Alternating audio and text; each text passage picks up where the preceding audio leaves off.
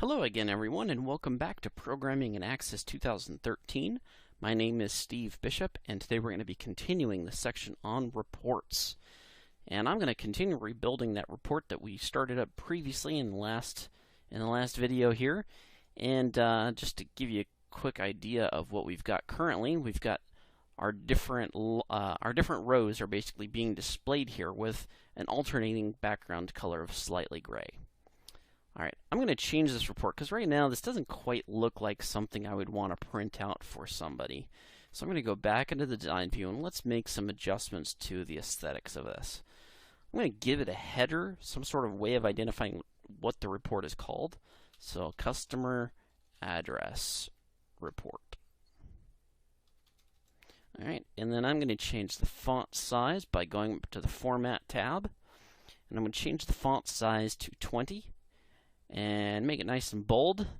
And I'm going to change the background color to a nice looking blue. Alright, let's resize this to make sure it's big enough. And then I'd also like to change the background color of the page header to something a little gray. So I'm going to right click on the page header and go to fill back color, and that looks about good there. I think the blue on gray looks pretty good. That's a good color combination, blue on gray. Alright, so now, since that's gray and my alternate colors are also gray, I actually want to get rid of the alternate color. So I'm going to go, remember, I can right click on detail, and I'm going to change the alternate fill or background color for the detail section. Okay, just like we did with the form. Except this time for the alternate color, I'm going to pick none. And when you pick none, that basically is going to make it look basically uniform throughout the whole thing here. See, everything is white in the background. And we don't really have any way of designating one row from another, so I'm going to fix that right now. Going back into my design view, and I'm going to go into the design tab. There is this nice little horizontal, this line that we can draw. We can draw it across, or we can do straight across, whatever we want. I'm going to draw one down here at the bottom and go all the way across from the left to the right of my report. Now that's going to put a line at the bottom of each one of these rows. So if we look at that now, we can see there's kind of a line that delineates each one of these from the other. And that looks pretty good. Although I'm going to adjust the space a little bit for that customer name. I think I'd like to see a little bit more of a gap here. So I'm going to drop that down one. And in case you're wondering what I'm doing and I just drop it down one, you can use the up and down arrow keys and the left and right keys in order to move it around one spot at a time. I'm going to move this also down one, this whole series down one, and that should probably do it. Let's see how that looks. Customer name, attention. That looks pretty good. Oh, looks like we got attention in there twice. Maybe I need to fix that, huh? That's not attention. That is address type. All right. So, one of the other things that I want to do, and you probably have seen this frequently, is I want to add down here at the bottom in my footer, I would like the user, whoever prints these out, to know which page this is, that this particular page, well, when they print these out, there's going to be a sequence of pages. They probably want to know the order in which these are page numbered, right? So I have this text box that I'm going to add down here. I'm going to take away some of the format. I'm going to make the background solid and the border style are transparent. Sorry, background style is transparent and the border style is transparent. Okay? And for my data, I'm going to go to the control source, click on the ellipsis, and that brings us back to the expression builder. And there's this option down here called Common Expressions.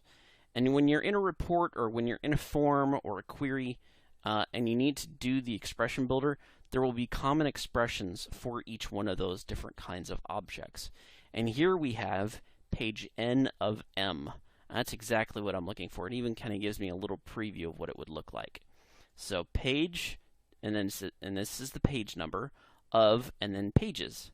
So this is a concatenation, sort of like what we've seen before, which basically is page is going to be the text, and then page is the number that is currently being printed, and then of, and then pages, which is the total number of pages that the report will print. I'm going to click OK. And then I also want to put down here on the bottom the time and date that this report is printed.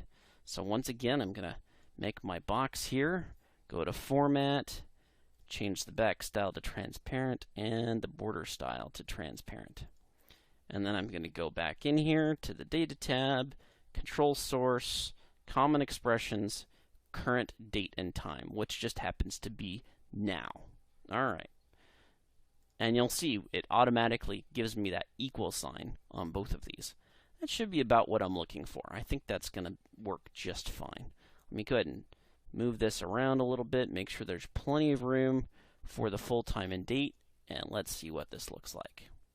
Customer address report, down at the bottom, page 1 of 1, there's my time and date. And you could obviously move this around and adjust this to make the size and dimensions of your text box to be whatever you want it to be. You can even select on it, and I'm going to go to Format, and I'm going to say move this all the way to the right, and I'm going to say move this all the way to the left, and save it. So now this text box has the text justified all the way to the left, and this one has the text justified all the way to the right. Let's see how this looks. That looks pretty good. I think that's going to work just fine. Alright, so there we have our report. We're going to do some more things like grouping and sorting, because obviously we're not really sorted right now. We don't have things in alphabetical order or in any sort of particular assortment. Like, it would be probably nice to have the Richmond Virginias together, or the Smiles Incorporated together, or maybe we want to group the offices together. And maybe we even want to do some counts. Maybe we want to know how many addresses do we have that are office, and how many of them are billed to, and how many of them are in a particular zip code. And in the next video, I'm going to go ahead and show you how you can do all of that.